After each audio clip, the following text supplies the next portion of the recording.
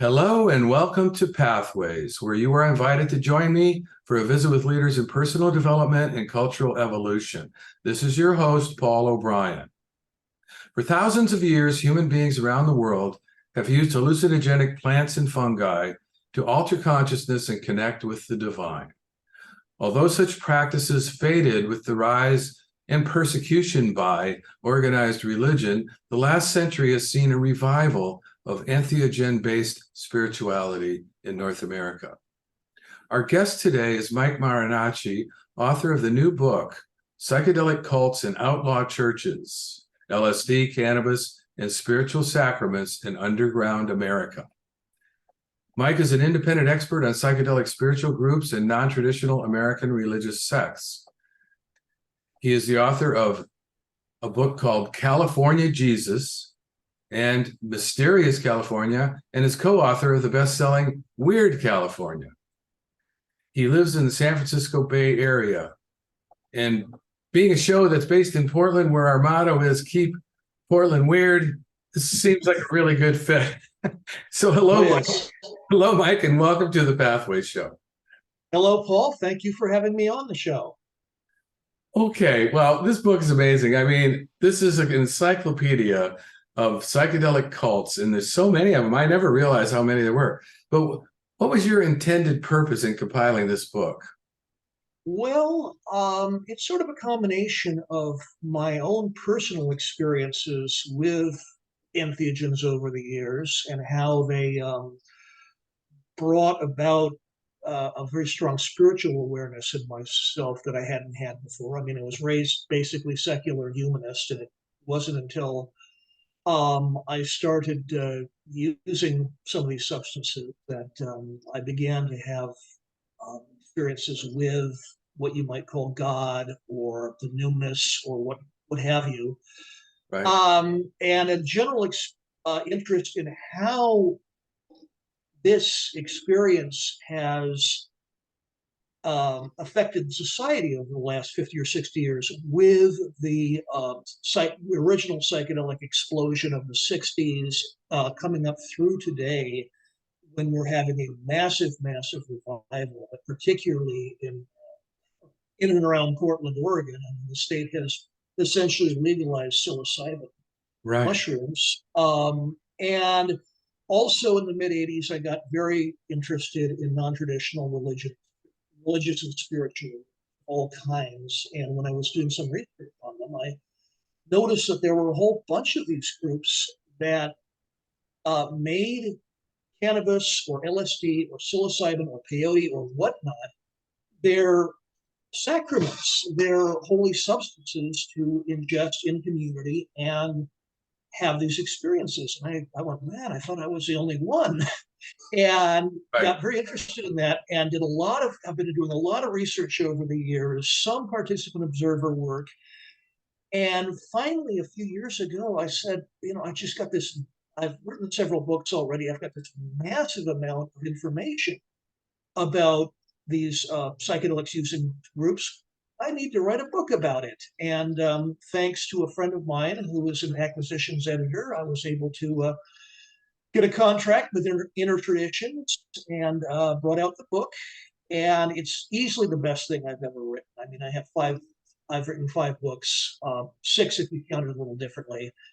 And this is the best thing I've ever done. Oh, it's fantastic. Massive, yeah. Inner Traditions is a great label. These days, it's hard to find a decent publisher. I'm speaking from personal experience, but we've had many guests on Pathways over the years that were brought to us by the publicists at Inner Traditions. It's a great label. So congratulations on that. And they're always looking for new authors. Nudge, nudge, hint, hint.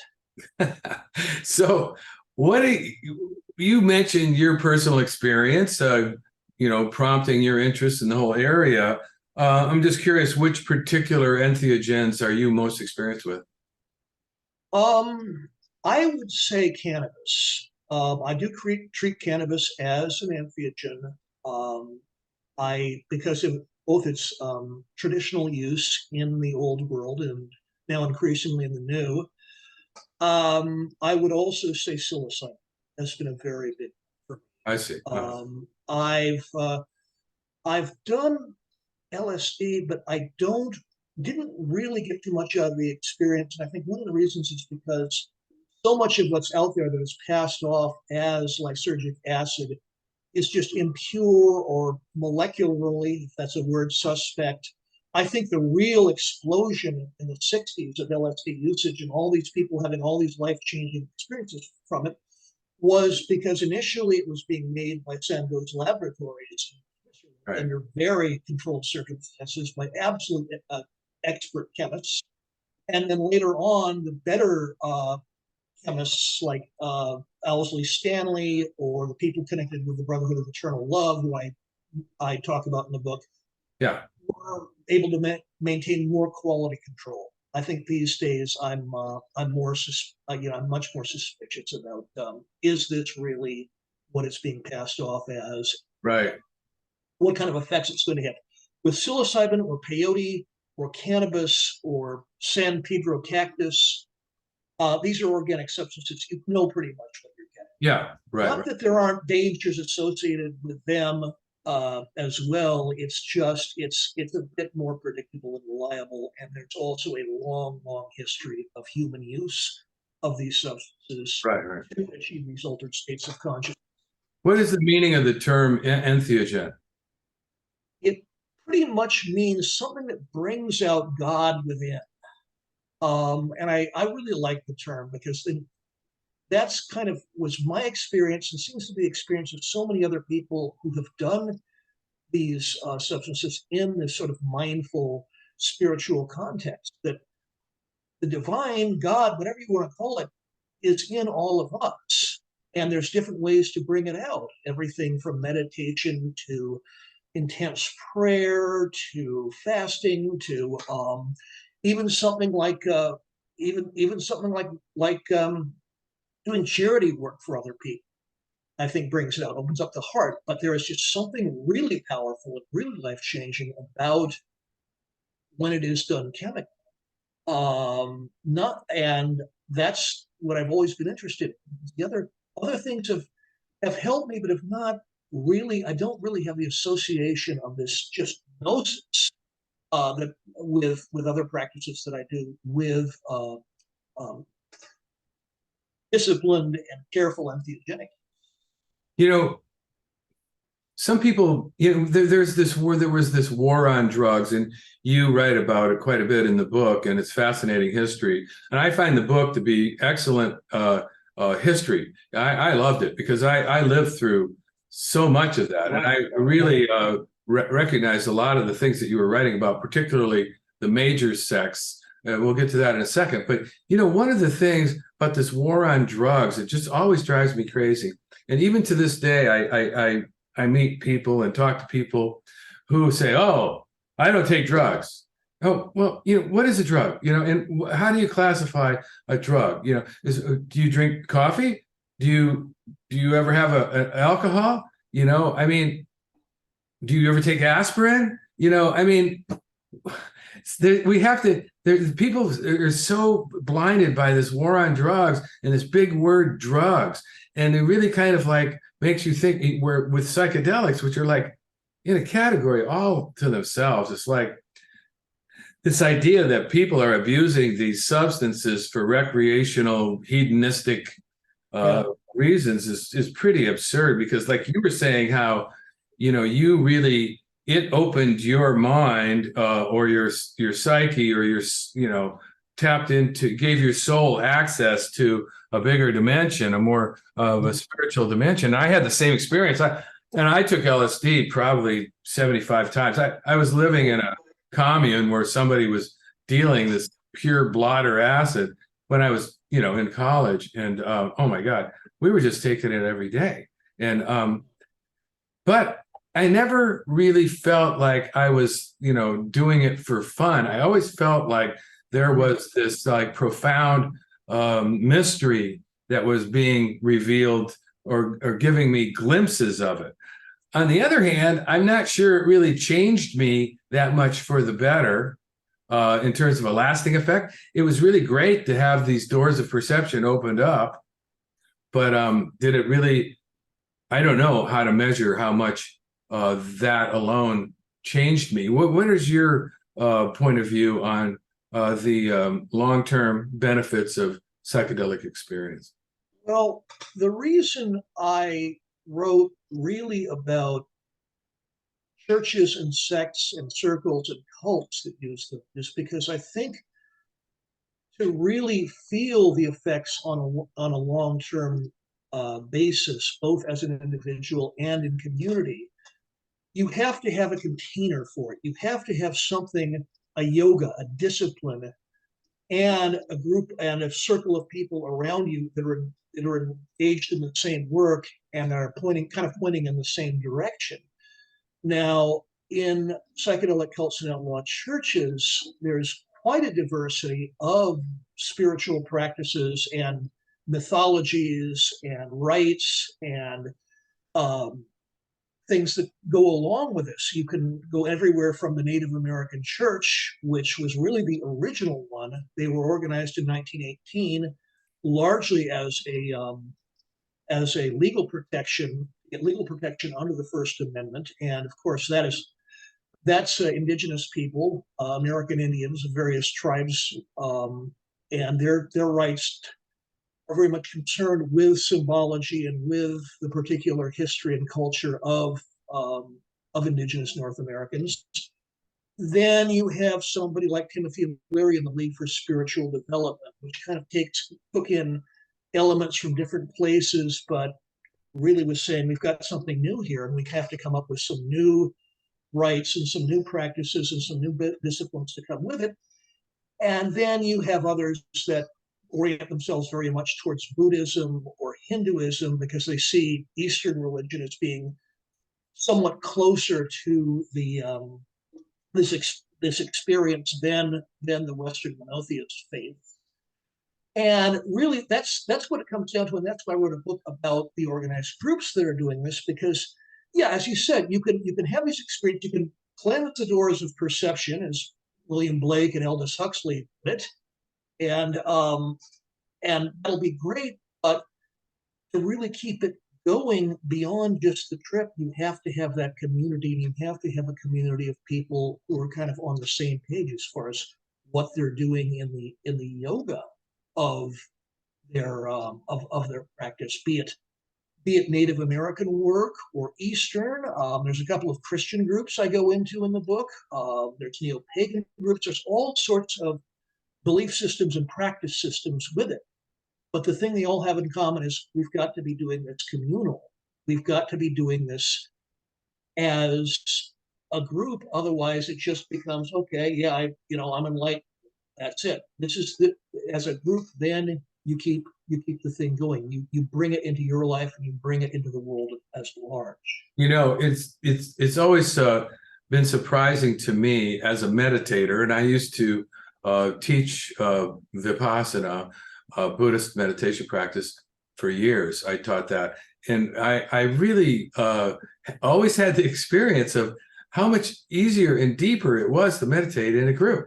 And there's no rationale for that. It's just what happens. It's the vibrations or something that's supportive of having this communal aspect that you're talking about. Humans are social beings. We need each other. We need that sense of community. And I mean, we hear all of the things about, oh, blah, organized religion, whatever. Well, you get two or three people together and they're on more or less the same page spiritually. That's an organization. Right. That's just the way humans work. We can't do this complete individualist atomization of something as profound and life-changing, and I think important for human society as religious or spiritual growth. You have to have some circles. Now, of course, the trick is to keep them from becoming destructive cults or scams or just dysfunctional authoritarian little gangs. And that's been a problem from day one, with not just in human religion, but in all aspects of humans organizing themselves and getting. You'd think that a psychedelically energized or psychedelically informed cult or sect would actually mitigate against rampant egoism and, narcissistic, abusive, cultish leadership. But there's a lot of people in these spiritual realms that their ego is no less than it ever was. It just astounds me. But Human freaking nature. yeah. And also, I think there's a special thing with the entheogens is when you're in that state, you are very vulnerable. And to quote Robert Anton Wilson, one of my favorite thinkers, he talks about what's called imprint vulnerability. When you're in that state, you're going to take on new imprints as far as how you think, how you perceive things, your vision of yourself, your vision of the outside world, your vision of other people. And that can be manipulated very easily by an unscrupulous person whom you've accepted as a guru or teacher or guide or whatnot. And I mean, this goes on beyond just the religious and spiritual group. We've got political cults, we've got sales cults, we've got, this is just the thing one has to be very aware of when it's getting involved. Right.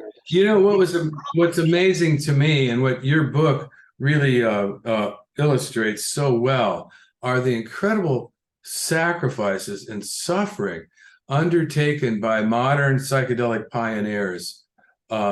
Being thrown in jail, sometimes for decades, for possession of marijuana, just as a persecution kind of thing. It's just unbelievable. And I remember when I was living in or back in the 70s, and I was in this communal house, or I was in this house that got raided one night, and because there was somebody who lived there had sold LSD to some narc, and I'm there, and I took a hit of acid about an hour before the front door was busted down. And I ended up going to jail, tripping my brains out.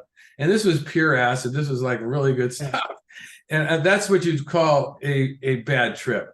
But the point I'm getting to is, but the cops never knew. But in any case, when I went to court, the affidavit against me read, illegal stimulation of the central nervous system against the peace and dignity of the state of Oregon. And I thought, what the hell does the state of Oregon know about stimulating the central nervous system? What should I do? Get a 6-pack and a Big Mac? I mean, I just thought, what a totalitarian society that can tell people how to manage their nervous system. It's amazing. And there's all these stories of these people in your book who were pioneers and who were, pretty fearless. So much of their lives were taken away because of this insane war on drugs in this totalitarian minded society that wants to control people's most private premises. Yeah. Well, that's that's what Larry called his first organization, the International Federation for Internal Freedom. Right. He among other people, recognized that is where you're truly free, between the ears and inside with the mind and the soul and the spirit.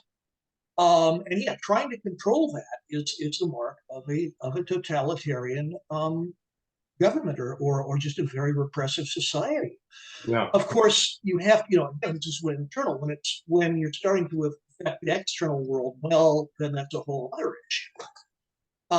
And funny you mentioned about being busted while you were tripping. One thing I've always thought of is there was this, as a student of countercultures, having been a participant in one in pretty much my entire adult life, from the first wave of punk rock in Los Angeles in my late teens to now, I was studying the 60s hippie counterculture, and there was this shift in 1967 to 68 from this very idealistic flower children, yes, we're just going to make the world great, take acid and have free love and whatever, to the real hard line, new left militancy. And even among the cultural rebels, you had the hippies who were half hippie and half real hardcore anarchist.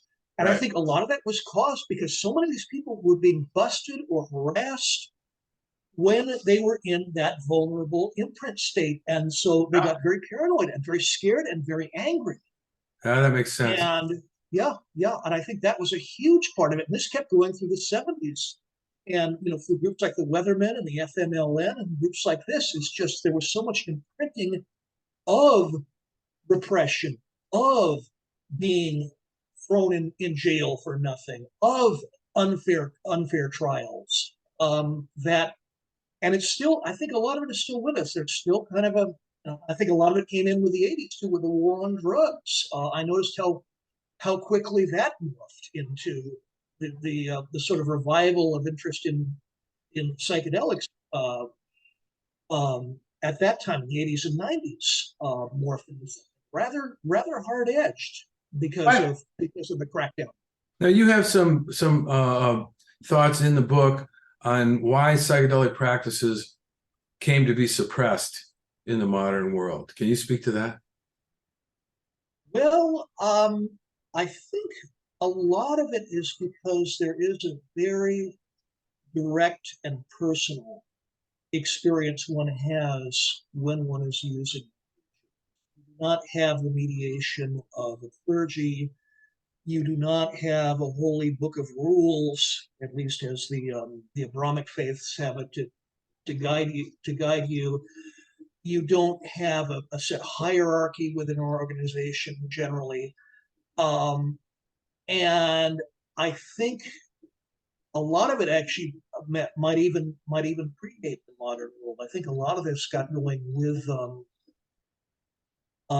as I said, with the rise of the Abrahamic faiths, and also I think a lot of people, I'm just going to come out and say it, probably should not be doing these substances. They're not for everyone, and I think some people have had very bad experiences on them and have projected that out and said no, because I had a bummer. I don't want anybody doing this. So it's an interesting question, and I think a lot of it is tied up with religion as a power structure, and a lot of it does change you.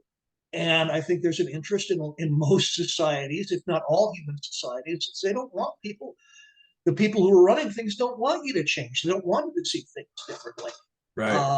Or more sneakily, they want to co-opt the experience. I mean, I'm looking right now at the interest that the big pharma companies have in psilocybin and other things, and I'm saying, oh boy, this is we're getting into Brave New World territory here.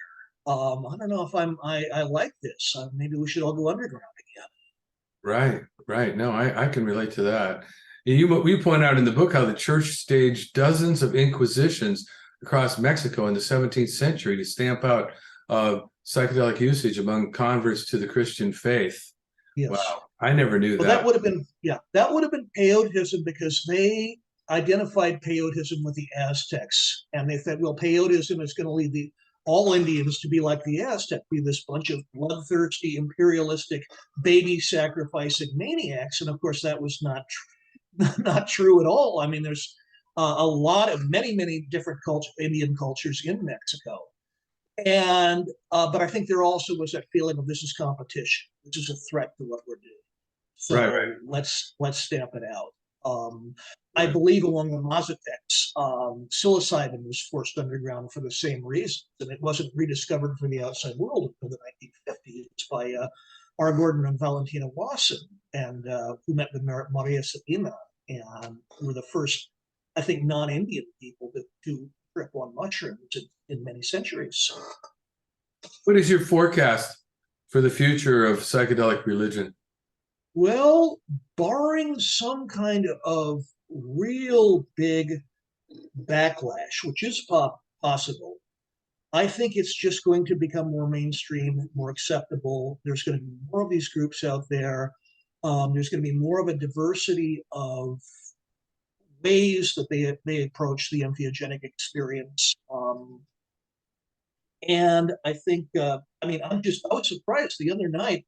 Dave Hodges, who's a guy I know and who I describe in the book, was being interviewed on Fox News, and he was out there and he's wearing his his sort of parody bishop outfit of a mitre and robes that are covered with cannabis leaves. And the interviewer was actually taking him relatively seriously and being moderately respectful to him about psychedelics as a religion. And I said, man, this is Fox News doing this, where they're not condemning him or really making fun of him. Things are changing. Yeah, well, that's a good point. Well, we're just about running out of time here, but for listeners who would like to learn more about your work, is there a place they can go for more information? They can go to Instagram, look up Psychedelic Cults. That's one word on Instagram. Just put it in after the main address with the backslash, and you will find me, and you will find many rare and unusual photographs and illustrations from this world that did not make it into the book. And it's I would love to have more followers there, and would love to exchange and follow other people. So they can find it in all one word, Psychedelic Cults, on Instagram. Yeah. Mm-hmm. And let's spell your name for our audience. Of course, they can look at where we're going to post this video and find out, but it's Marinacci is your last name. Yeah, it's spelled M as in Mike, A as in Alan, R as in Robert, I as in Iris, N as in Nancy, A as in Alan, C as in cat, C as in cat, I as in Iris. All right. Well, hey, Mike, thank you so much. I mean, there's so much more we could explore. It's such a fascinating subject, and your book does a magnificent job of it. Thank you very much for writing it. Thank you for being on the Pathways show. It's really been a pleasure. Thanks for having me on, Paul. Very interesting. You're very welcome. But we have run out of time. And for those who may have tuned into Pathways late, this is your host, Paul O'Brien, author of the book Intuitive Intelligence, which shares the theme of Pathways, which is personal and cultural evolution. Now, don't worry, you can play or share this interview anytime you want via the internet or as a free podcast, and I'll tell you how in a minute. Today, we've been visiting with Mike Marinacci, author of Psychedelic Cults in Outlaw Churches. And I want to say thank you to all of our listeners for tuning in to Pathways, which is broadcast and streamed on the internet at www.kboo.fm every Sunday morning at 8:30 USA Pacific Time. And even better, podcasts of today's show, which you can listen to and forward to others, are available for free at divination.com, spelled D-I-V-I nation.com, as well as via iTunes, Paulo's YouTube channel, and other free podcast servers. This is Paul O'Brien, reminding you to tell your friends about Pathways Radio and podcasts. And thanks again to Mike Marinacci and to all of you listeners for tuning in and being a part of the Pathways conversation.